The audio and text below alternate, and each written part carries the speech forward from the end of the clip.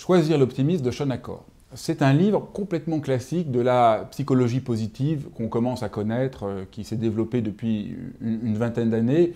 L'idée était que pourquoi tous les psychologues ne s'intéressent qu'aux problèmes qu'on peut traverser, l'angoisse, les phobies, la peur, et si on se posait des questions sur qu'est-ce qui favorise des expériences où on se sent bien.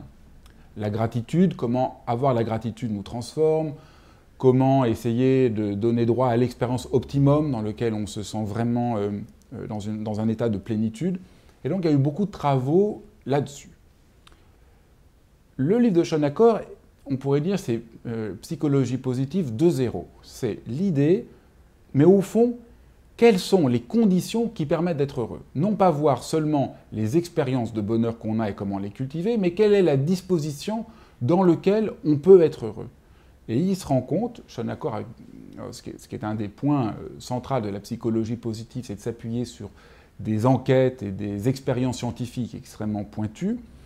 Et avec de nombreuses expériences, il découvre qu'au fond, il y a un état qui permet de voir les choses avec des yeux plus positifs, c'est un état d'optimisme. Un état d'optimisme, alors ça c'est un peu étrange parce que ça va à l'encontre de notre idée de l'optimisme. Pour nous, être optimiste, c'est essayer de voir les choses du bon côté. Et régulièrement, on dirait, mais est-ce qu'il faut plutôt être optimiste ou pessimiste? Vu toute la souffrance qu'il y a, on devrait être pessimiste. Oui, mais il y a quand même des gens... Mais ce n'est pas ça du tout la question.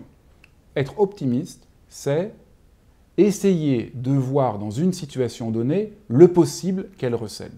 Et donc, on peut tous apprendre à être optimiste. C'est non pas un optimiste...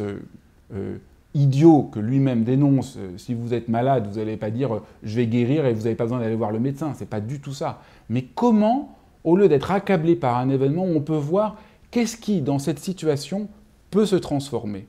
Et donc l'optimisme, c'est vraiment une sagesse extrêmement aidante dont on a besoin plus que jamais aujourd'hui dans cette situation de crise générale dans laquelle on est, par où chacun d'entre nous peut essayer d'aider la situation.